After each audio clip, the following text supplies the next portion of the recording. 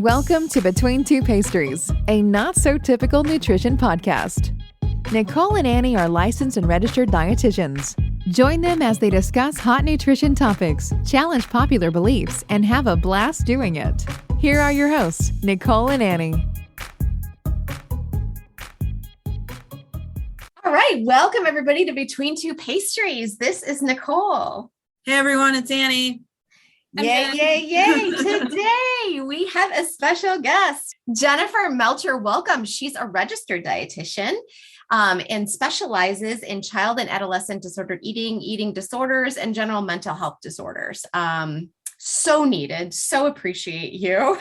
Mm-hmm. She has worked with all levels of care from inpatient to outpatient, and she's currently employed at Rogers Behavioral Health located in Wisconsin, and has also started her own practice called Jen Melcher Nutrition Way to Go.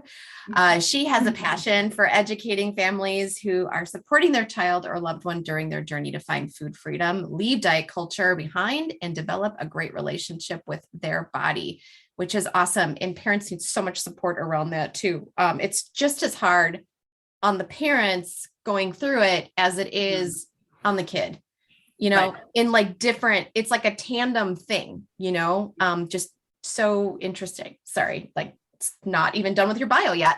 She is a firm believer that all foods are appropriate in any lifestyle and do not label foods as good or bad. Yeehaw! Mm-hmm. So welcome, Jen. Hey, thanks for having me. Yeah, it's a topic we need to talk about, mm-hmm. right? Is this the connection between parents and their kids and food? Yeah. Right. Like something's going haywire there because obviously thank God for Jen because she does all the kids stuff and I can then do all of the adult stuff and not do the kids stuff. As much as I don't mind it, it's wonderful. But it's amazing. Like my mind is blown, even working with the adults who've experienced comments from parents when they were 20 years ago, 40 years ago, that they're still living with. And it's comments around food. It's comments around body. It's comments just in general, which we've talked about on this podcast. Yes.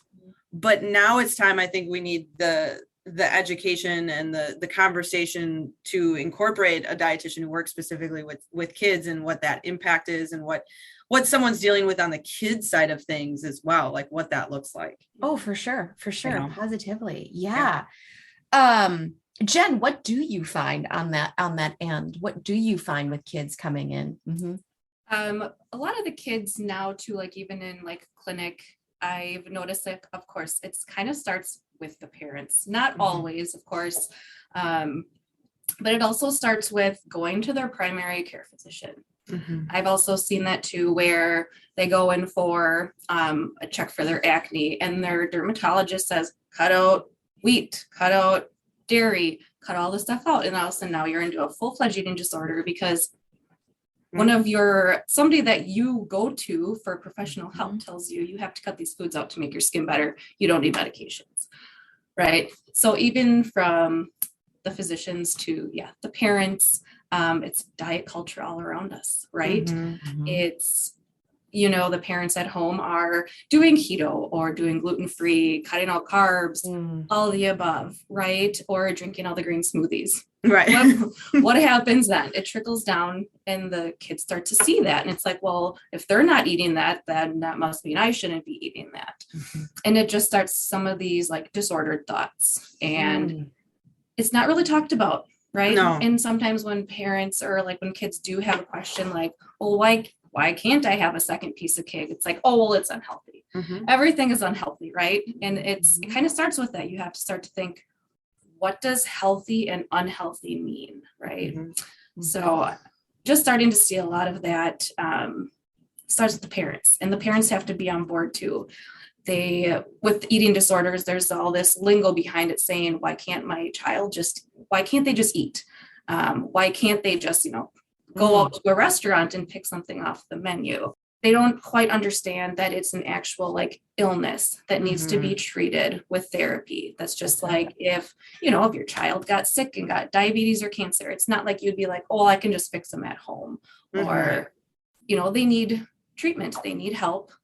They need education, education. you know, like you raise a really good point, just mentioning like if your child is diagnosed with cancer, you all of a sudden you drop everything and you go through, you know, you go to chemo and you do all the things. And yet with eating disorders, or sometimes many psychiatric illnesses, there just isn't that rush on this stuff. There is, well, no, we got to hide it, we got to bury it, we got to or there's an irritation with it. Irritation with it. Yeah, I'm just so irritated because, you know, like my kid won't eat and blah blah blah. What do you mean you're anxious about food? Yeah, and that irritation comes out then, and the child feels that, and it's like more ammo that I'm not enough, I'm not doing the right things, I'm disappointing, you know, or whatever else. We had a kid recently, if you recall, who didn't even want to, we recommended you for outpatient, I think it was, or maybe it was Megan Driscoll or whatever, someone in the area, right? And she was not willing because she doesn't want her mom to know. Oh wow, okay. Because mom was, it was, what was, I don't remember the word she used, but it was like, it was embarrassing. Disappointment. Yep. My sister, you know, my sister had an eating disorder, and I don't want to put my parents through that again. Yep. Just didn't want to. But what people don't realize is eating disorder, sure, okay, eating disorder, full-blown diagnosis, or even disordered eating, it doesn't come as a singular thing. It's accompanied by anxiety, depression. The worse it gets, the more OCD that's going to be thrown in there. And that's what people don't realize is this stuff with food directly impacts our brain. Yes. But as a child, it's going to impact our brain even more. Right. Yeah. And there's just like you said, an irritation, disappointment, embarrassment around all of this stuff, or a lack of understanding. Or like my parents don't believe me. Right. Yes. Attention, you know, we think it's attention seeking. Oh, absolutely. And I think that's one of the key things is the lack of understanding. And it makes everybody very uncomfortable. So we have to assume, and correct me if I'm wrong, that the response of those types of thoughts and feelings around kids who struggle with eating or maybe eat too much or aren't at the right weight that, you know, parents think they should be at, all of this manifests from generation to generation, right? Like this whole concept of my parents made me finish my plate. And so now there's this like routine in me to make everyone finish their plate. And it's that realization that maybe my 5-year-old isn't still hungry. That's right. And that's okay. But I think, so is all of this, you know, behavior or rhetoric towards food related to generations of how now millennials and Gen Xers are as parents? Yeah. Well, I think that certainly can be part of it. I mean, I'm sure you see that as well, you know, Jen. And I think I know when I think about it too, it's sometimes the parents are just, there's a lot of control there versus working with their kid up. This is their body. You're actually not in control of their body and how their body is operating currently. And, you know, as we know, and again, with childhood development and how children eat anyway, essentially from, you know, when they're teeny, you know, they kind of like, they eat for like 5 seconds and then they go off again and they're like, oh, I'm hungry again, you know, but the point is they eat until they're satiated, whatever that feels like for them on a real intrinsic level, go away and come back. And it changes as they develop because that's just how it works. They naturally know how to help themselves grow. It's like nobody has interrupted their hunger and fullness cues. No, like they don't know what that is yet, right? Where it's like an intrinsic thing that they just know, just like a baby, you know, when they're full taking their bottle, even if it's just 4 sips, they push it away. They just know. And like some of like the best like advice too that was ever given to me, because of course I've got a 1, 3, and a 7-year-old. So I'm in all the ages. And my 3-year-old just turned 3. It's like if I get one good meal out of her a day, perfectly normal. right? If the other days she sits at it, she looks and picks 2 grapes, that's going to be okay. Because right when that girl is hungry, she's knocking at the pantry door, right? Yeah. Right. It's the same with like even like the 7-year-old or going into like, middle school, high school. There is so many like different growth spurs and all of the above, right? You continue to grow, right? And it doesn't matter if they decide to eat a full sub and another full sub 10 minutes later. That just means that they're growing and they're listening to their body.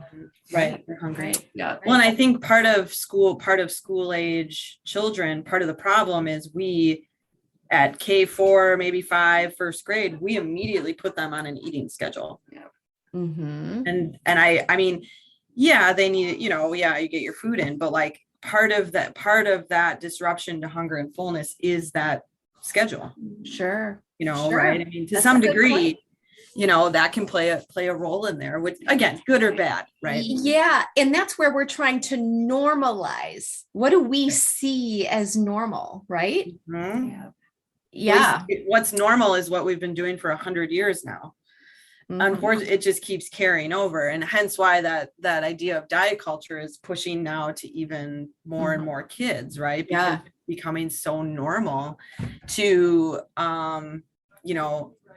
to ridicule a 3-year-old for how they look, or it's almost like parents, and this is things I don't know if you notice this as well. There's almost a level of bullying, like, oh, we need a bigger size shoe because my 2-year-old's foot is too wide.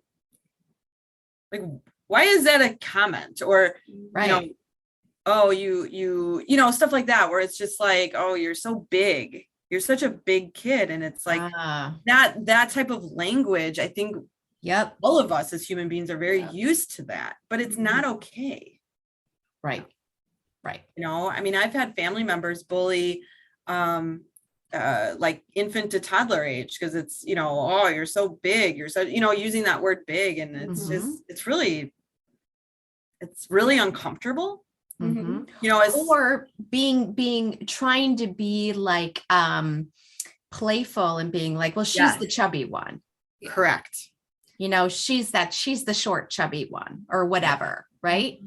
And comparing, like like these kids internalize this and then see that as I am chubby, and therefore that's their belief system then.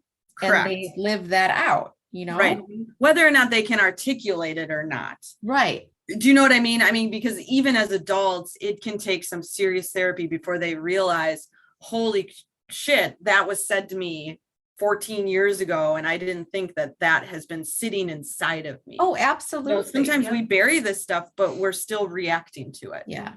Right. What are the common things that you see, Jen, like phrasing that you'll hear kids tell you, like, their interpretations of, what I'm saying? Of like different foods, or just whatever language they're picking up on, and when they kind of maybe tell you about it, you know what I mean, about what they think about certain things. Definitely about the food. It's like the big terms of like healthy, unhealthy, picking up on those diet things of like the low carb, which is so weird, like to have a kid even say that. Like, do you even understand? Like an 11-year-old saying, I'm going to the gym. Stuff like that, where it's just like, when I was that age, like healthy, like those were not words that were in my language. Sugar, none of it. Eating clean is another good one. And that is like, what does that even mean? Right. You like washing your food. And I always have to be like, what's your interpretation of that? And it's totally, like, oh, I only eat, fruits and vegetables, or it's like, or like you kind of said, I watch 11, 12-year-olds. I'm doing YouTube videos with workouts, like in my room. Like, oh, go outside and play. Like, that's just so weird to me. How parents are allowing their kids to do this. But you have to figure it's within the household. I mean, you've talked with parents too. With the household. I mean, well, and of course there's school, right? There's things that come from school, but also a lot of it comes from the household. Well, I think the thing too is that we have to keep remembering that, like, kids are not mini adults. No. Like kids are kids, and they're like, you want to encourage play because it also helps the brain. Right. It helps coordination. It helps their own creativity. They're playing with the right and left brain, like the development of these skills and abilities, instead of, making them into or trying to get them to develop faster, right? Mm-hmm. And understand it, just get it, right? Nicole, there are 2 points here. Parents don't have the time to do all of that so I think they want their kids to grow up faster. Mm-hmm. And so they put them in a position to be like because then they can work, they can, do all the things. And second, like, you talk about, brain development and all of those things. Do you know how many books are out there that tell you exactly how to raise a child and the things to eat and no TV and no this, whatever? Mm. It's horrifying how we've like made raising children and the language we use and the things we do with them, like structured, like a script almost. That's what it feels like. And then I think, and correct me if I'm wrong, but it seems like parents feel ashamed or embarrassed when the minute they let their kid watch TV or have a fruit snack or whatever off of whatever these books are saying. Oh, sure. Always justification, like, I don't have time, so they have a fruit snack, but I never let them do it otherwise. Right. There's always a justification, and it's like, why? Right. Oh, they've been watching TV, and it's just because of this. So you know what I mean? Yeah. It's like there's it's instead of raising kids and being true to yourself and understanding, like, I got a lot on my plate. They're watching a show. I'm doing the dishes. Sure. That's okay. There's like weird. I have to, justify why I'm doing that to other people. Sure. Why? Yeah. It's really weird. Yeah. Going with the whole growing up fast thing too, a lot of things I'm also starting to see are with the sports. Like, I feel like the sports for kids are getting so much more competitive at a younger and younger age. And there's crazy. The demand, right? You want to be the fastest. You want to be, you want to be the best at everything. And it's kind of like that soccer mom persona of, I can only let my kid eat such and such thing because it's healthy and it's going to make them be the best athlete. Well, and it just is, it's draining for the kids. And hopefully they love it. Yeah. However, there's just this other aspect to it where,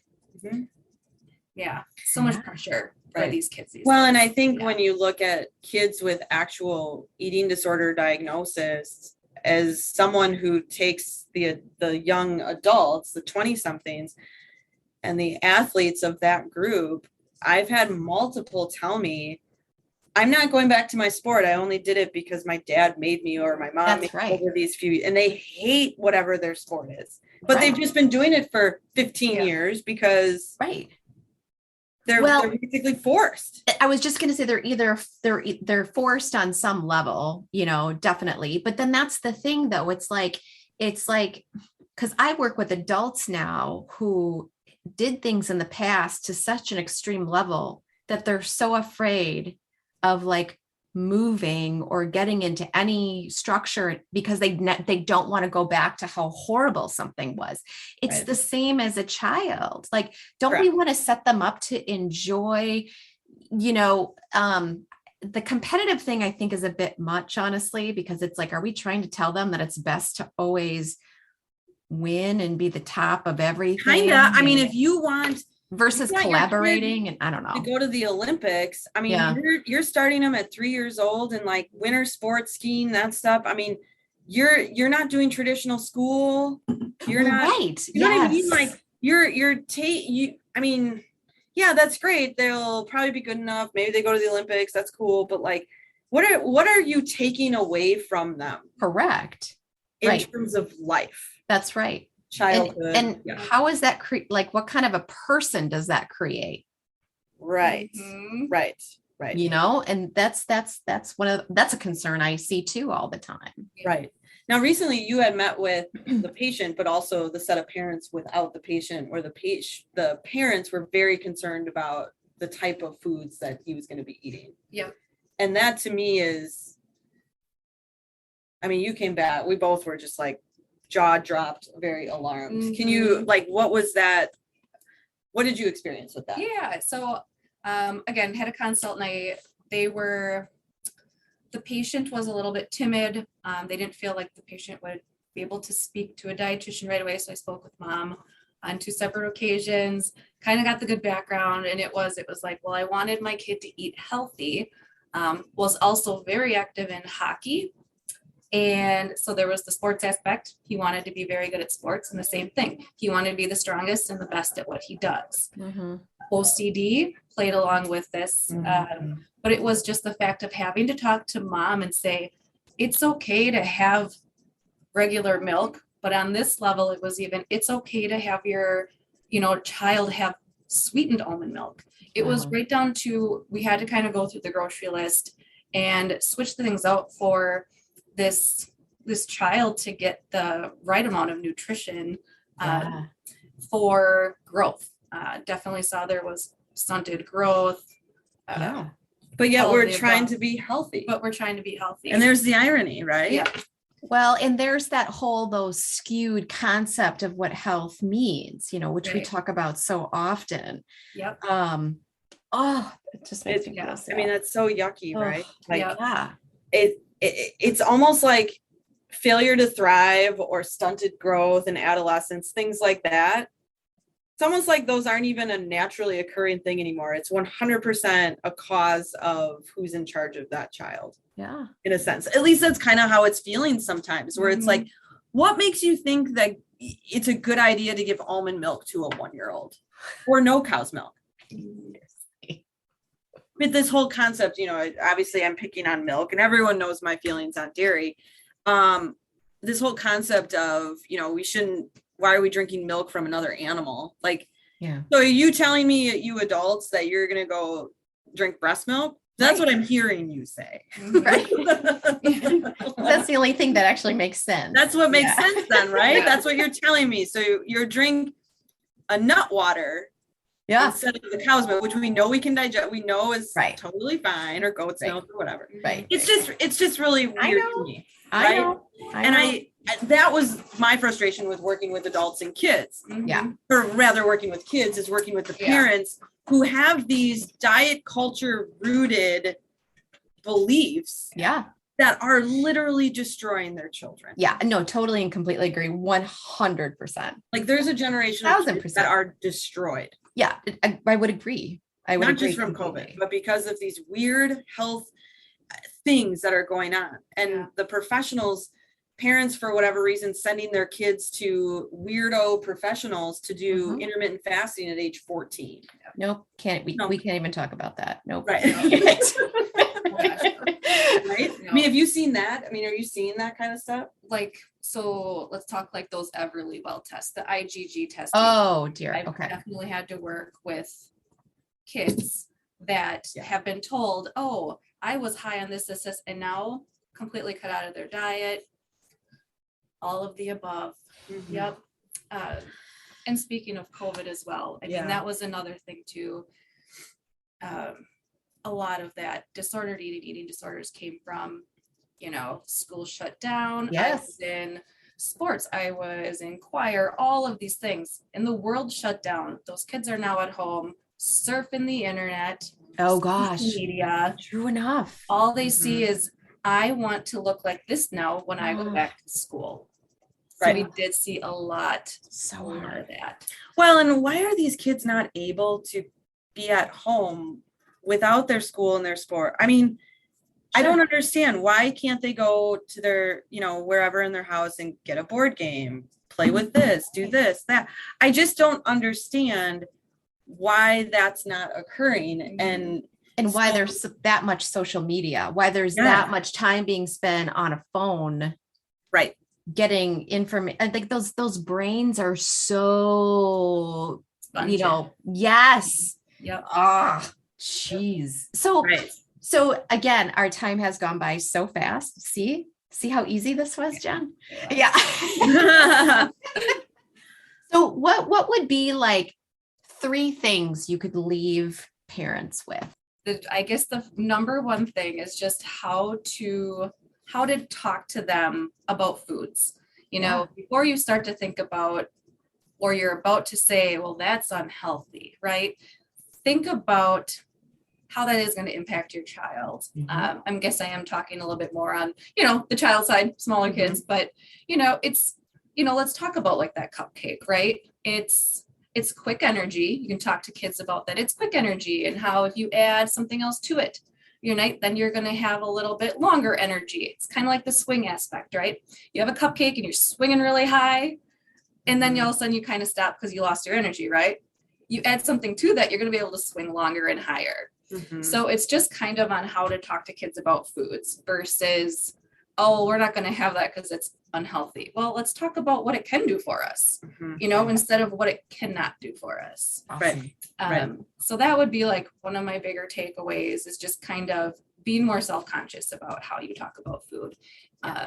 Being that example, right? Let's make a little bit more normalized, where let's make a meal and sit down together when possible. Let's not make the kids something separate and have, parents are going to eat something separate. Let's all sit down. Let's give it a try, So it's just that exposure. The kids aren't going to like what they haven't never had. And no, of course. Like, oh, you didn't like carrots last year. You still don't like carrots. I'm not going to give them to you. That's not, you just have to keep trying. Going. Yep. Keep trying. Yep. I guess lastly is like, again, it's a different time. There's so much, the diet culture, the social media, everything that you hear. It's just talk to your kids about it and kind of debunk some of those myths, those theories, right? And just kind of be more aware. I think too, a lot of times when I have talked to parents, it's like, I don't know what happened, but all of a sudden my kid lost 20 or 30 pounds. But now when I look back on it, they were only eating 4 foods. Right. So it's just kind of being present and just watching out for each other, I guess. Yeah. So it's so hard to see. Yeah, I know. It's it hard. is so hard to see. Really hard to see. Yep. And it probably, obviously it makes you act differently towards your own kids, right? Like, you're so exposed to it, you do things a little bit different, right? And so I think the hope is, right, like to be able to, and I'm no saint either. I still get caught up in it too, right? Yeah, we all do, right? Yep. And it's just one of those things that's like, oh, take a deep breath. Yeah, right. It's all right. Right. Exactly. Just because your kid does something against the grain or has a cupcake or whatever, it doesn't mean you as a parent are doing something wrong. Right. Or because your kid is growing out versus up at a certain point, that's also evolution. Let it happen. It's what it is. You can educate them as you go. Yes. You can provide them fruits and veggies, but let them be kids as well and have candy at a sleepover or whatever. Let them be kids as well. Right. Well, awesome, Jen. We really appreciate your time. And yes, we will put all of your contact information into the podcast notes as well, so everybody will be able to find you. Perfect. Yeah. Thanks for your time. Bye. Have questions you want to hear discussed on the show? Find us on Facebook or visit between2pastries.com and drop us a line. Want to support the show? Find us on Patreon for exclusive content. If you love the show, find us on iTunes or your favorite podcast platform. Hit the subscribe button and leave us a review.